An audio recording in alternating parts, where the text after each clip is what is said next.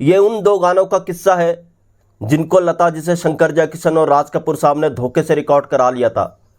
लता जी को पता ही नहीं था कि आगे इन गानों का क्या होने वाला है। बाद में जब पता चला तो लता जी के पैरों के तले ज़मीन खिसक गई थी, ऐसा कुछ हो गया था और राज कपूर साहब से झगड़ा भी हुआ था। क्या था पूरा किस्सा, आज इस बात को जानेंगे। कौन से ये दो गाने थे कि राज कपूर साहब और शंकर जयकिशन ने धोखे से लता जी से रिकॉर्ड करवा लिए थे। दोस्तों, चैनल पर नए तो चैनल को सब्सक्राइब कर लीजिएगा, बेल आइकन भी प्रेस कर लीजिएगा ताकि नोटिफिकेशन आप तक पहुंचती रहे। नमस्कार, मैं महेश कोहली बॉलीवुड संगीत के सफर से।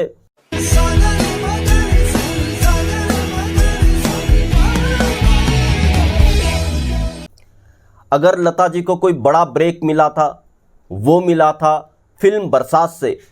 राज कपूर साहब ने ये मौका दिया, बल्कि सही मौका जो दिया था उनको इस फिल्म में शंकर जयकिशन के शंकर साहब ने दिया था। अब लोग कहेंगे लता जी को तो ब्रेक और म्यूजिक डायरेक्टर्स ने दिया था। जी हाँ, ये बात बिल्कुल सही है, मगर लता जी को उस वक्त पहचान नहीं मिली थी। असली पहचान बरसात से ही मिली थी। शंकर ने एक इंटरव्यू में, तबस्सुम को दिए हुए एक इंटरव्यू में ये बात खुद कहा था कि लता जी को वही लेकर के आए हैं। लता जी को शंकर ने हुस्नलाल भगत राम के, वो पहले असिस्टेंट थे, उनके यहाँ सुना था। लता जी को रिजेक्शन मिल रहे थे उनकी पतली आवाज़ के कारण।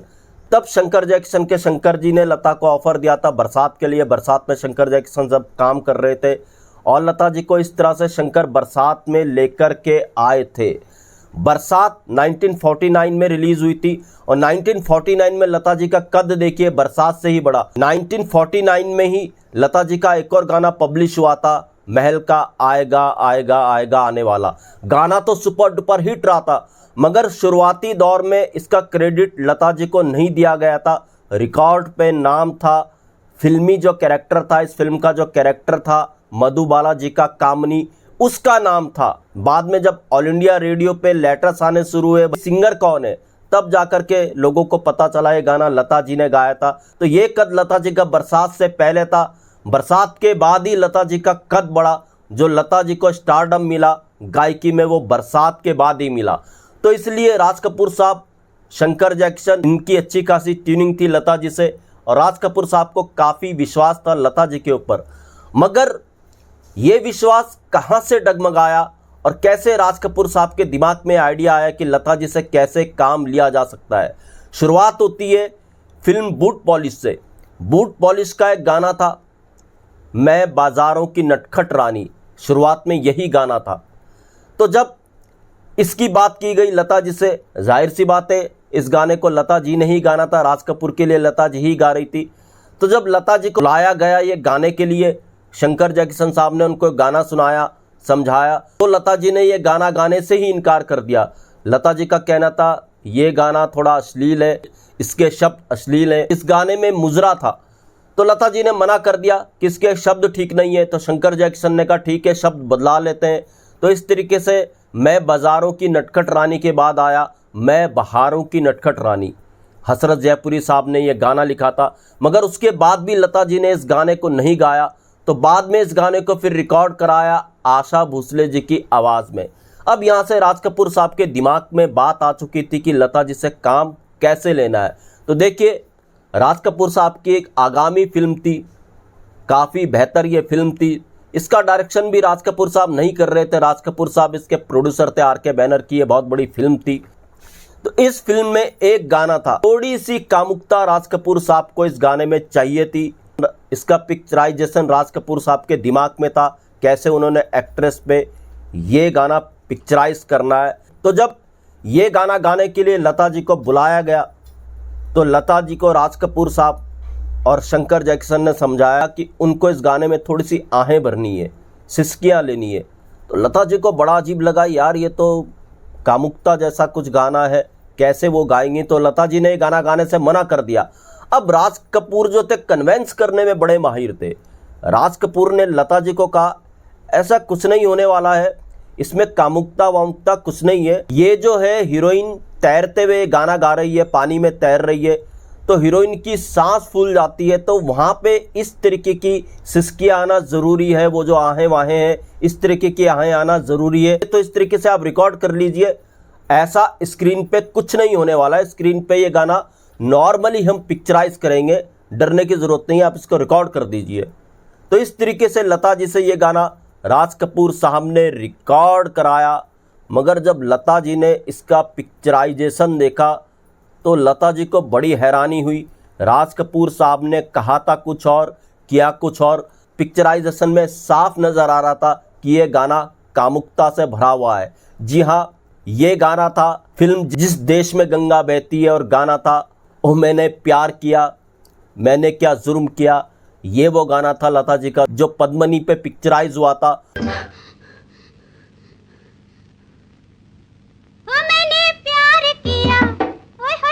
और इस गाने के चलते आगे चलकर काफी बवाल भी हुआ था, मगर लता जी को यह बड़ा अजीब लगा था। उन्होंने राज कपूर से नाराजगी भी जताई, आपने कहा था कुछ और, अगर पिक्चराइजेशन आपने किया कुछ और।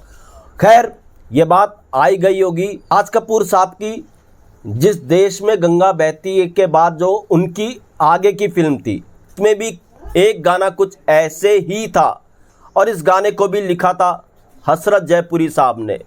तो राज कपूर साहब ने शंकर जयकिशन को कहा कि ये गाना भी लता जी की आवाज़ में रिकॉर्ड करना है, मगर शंकर जयकिशन ने राज कपूर साहब को मना कर दिया था कि ये गाना लता जी गाएंगी ही नहीं, तो ये ख्याल छोड़ दीजिए, किसी और गायिका से इस गाने को गवाते हैं।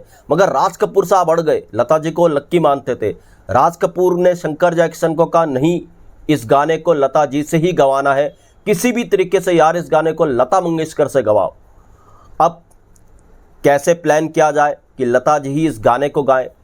तो किया क्या गया, राज कपूर साहब शंकर जयकिशन ने एक प्लान बनाया कि रिकॉर्डिंग की पूरी तैयारी करके रखते हैं और लता जी को बुला लेते हैं। लता जी से आनन फानन में ये गाना रिकॉर्ड करा लेंगे, जल्दबाजी में ये गाना रिकॉर्ड करा लेंगे ताकि लता जी इसका विरोध ना कर पाए। तो खैर, सब तैयारियां कर ली गई रिकॉर्डिंग की, म्यूजिशियन सबको तैयार कर लिया गया, रिकॉर्डिस्ट को सबको तैयार कर लिया गया, और लता जी को पहले नहीं बताया कि गाना क्या है।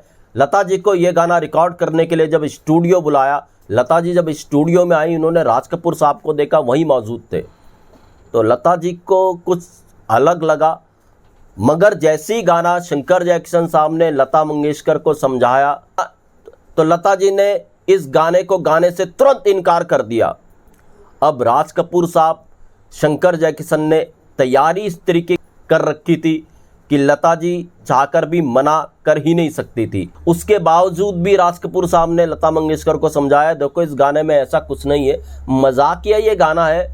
एक बीवी अपने हस्बैंड के लिए, अपने पति के लिए गाना गा रही है, तो इसमें कहाँ से कोई ऐसी बात है, मजाक है ये गाना है। कन्वेंस करने में राज कपूर बड़े माहिर थे, तो आप इसको रिकॉर्ड कर लीजिए, कोई बहुत बड़ी बात नहीं है।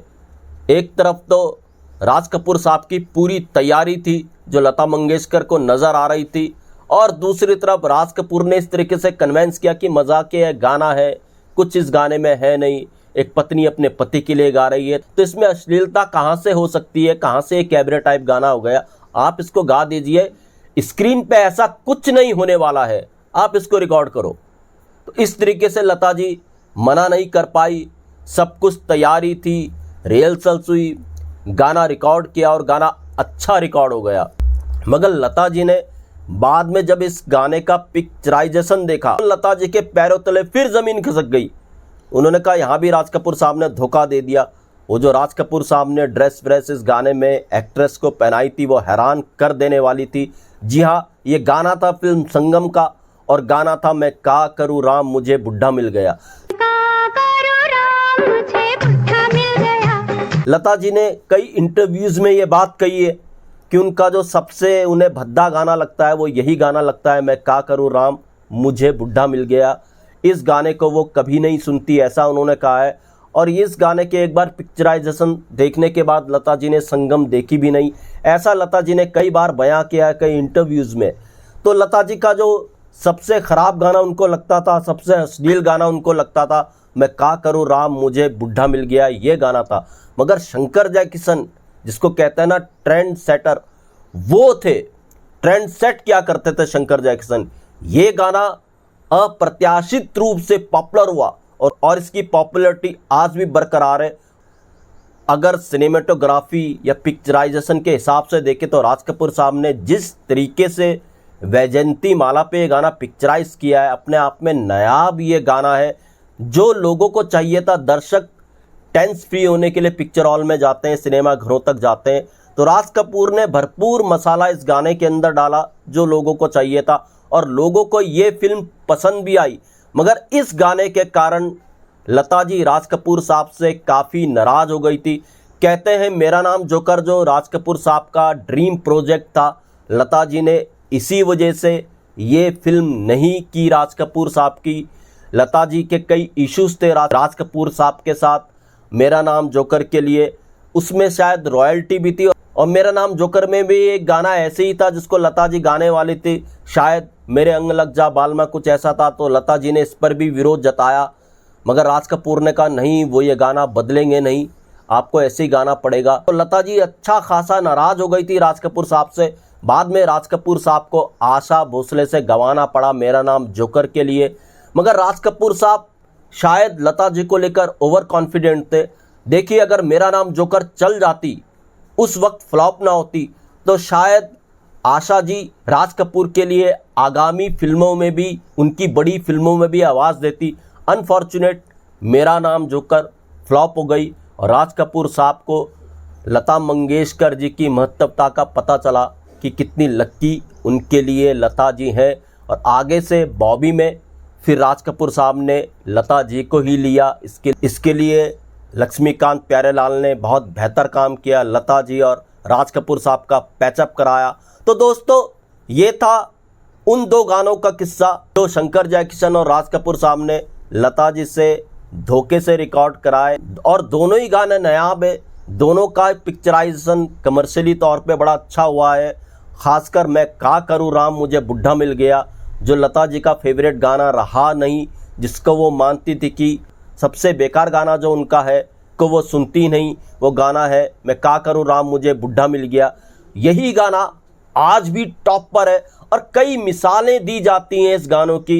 इतना अमर ये गाना है। शंकर जयकिशन जैसा दिमाग हो, हसरत जयपुरी जैसे लिरिसिस्टों, राज कपूर जैसे निर्देशकों, तो गाना कहाँ फ्लॉप होने वाला था। तो दोस्तों, ऐसे किस्से में आपके लिए लेकर के आता रहूँगा। महेश कोहली को दीजिएगा इजाज़त। Good bye, good luck and take care.